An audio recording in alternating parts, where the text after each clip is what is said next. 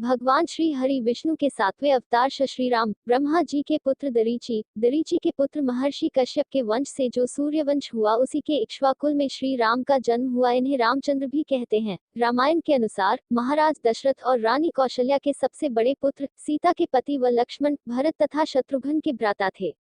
हनुमान उनके परम भक्त है। लंका के राजा रावण का वध उन्होंने ही किया था। उनकी प्रतिष्ठा मर्यादा पुरुषोत्तम के रूप में है क्योंकि उन्होंने मर्यादा के पालन के लिए राज्य, मित्र, माता पिता तक का त्याग किया। श्री राम जी, श्री रामचंद्र जी। भगवान श्री राम की अयोध्या में वनवास के समय की प्रतिमा। अन्य नाम वृषा, वैकर्तन, सूर्य का अंश, श्री रामचंद्र जी, श्री दशरथ सुत जी, श्री कौशल्यानंदन जी, श्री सीता वल्लभ जी, श्री रघुनंदन जी, श्री रघुवर जी, श्री रघुनाथ जी, ककुत्स्थ कुल नंदन आदि। निवास स्थान अयोध्या, वैकुंठलोक, परमधाम। मंत्र ओम श्री रामचंद्राय ओम रामाय नमः। अस्त्र, धनुष, बाण, कोदंड, धनुष एवं तलवार। जीवन साथी माता सीता, माता पिता महाराज दशरथ, पिता देवी कौशल्या, माता भाई बहन भरत, लक्ष्मण, शत्रुघ्न और शांता संतान कुश। लवशास्त्र, वाल्मीकि रामायण, रामचरितमानस, विष्णु पुराण, भागवत पुराण। त्योहार राम नवमी, दीपावली, दशहरा। वे भगवान विष्णु के अवतार माने जाते हैं। श्री राम का जन्म वैवस्वत मनवंतर में वे चतुर्युग के त्रेता में हुआ था। उन्होंने करीब वर्ष अयोध्या का शासन किया था। श्री राम विश्वामित्र के साथ यज्ञ की रक्षा के लिए छोटे भाई लक्ष्मण के साथ गए और ताड़का आदि राक्षस मारे। उसके बाद गुरु के साथ राजा जनक के यहाँ उनकी पुत्री सीता के स्वयंवर में पहुंचकर शिव के धनुष को तोड़ सीता से विवाह किया।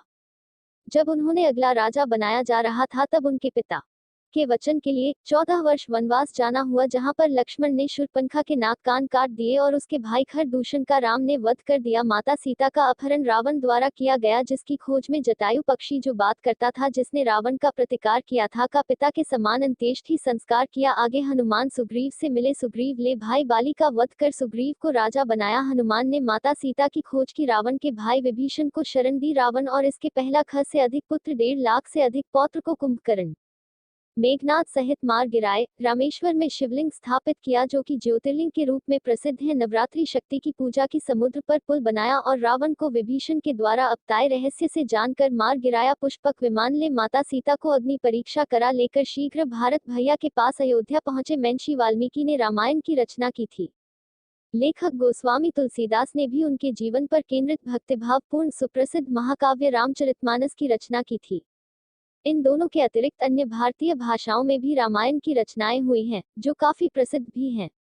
स्वामी करपात्री ने रामायण मीमांसा में विश्व की समस्त रामायण का लेखा है। दक्षिण के क्रांतिकारी पेरियार रामास्वामी व ललई सिंह की रामायण भी मान्यता प्राप्त है।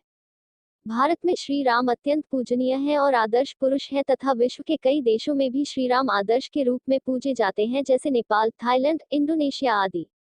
इन्हें पुरुषोत्तम शब्द से भी अलंकृत किया जाता है। इनका परिवार आदर्श थाईलैंडी परिवार का प्रतिनिधित्व करता है। राम रघुकुल क्षत्रिय में जन्मे थे, जिसकी परंपरा रघुकुल रीति सदा चली आए, प्राण जाए पर बचन न जाए की थी। ब्राह्मणों के अनुसार राम न्यायप्रिय थे। उन्होंने बहुत अच्छा शासन किया, इसलिए लोग आज भी अच्छे शासन को रामराज्य की उपमा देते हैं। इनके 2 पुत्रों कुश व लव ने इनके राज्यों अयोध्या और कौशलपुर को संभाला।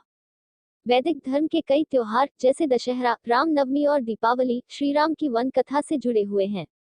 रामायण भारतीयों के मन में बसता आया है और आज भी उनके हृदयों में इसका भाव निहित है।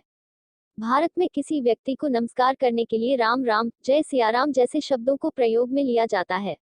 ये भारतीय संस्कृति के आधार हैं। राम और कृष्ण दोनों ही विष्णु का अवतार हैं, अतः ये दोनों एक ही हैं। जय श्री राम फ्रेंड्स, आज का वीडियो यहीं तक है। आशा करते हैं कि आप लोगों को यह वीडियो अच्छा लगा होगा। हमारे चैनल को लाइक कीजिए, सब्सक्राइब कीजिए, कमेंट कीजिए, शेयर कीजिए। जय हिंद, जय भारत।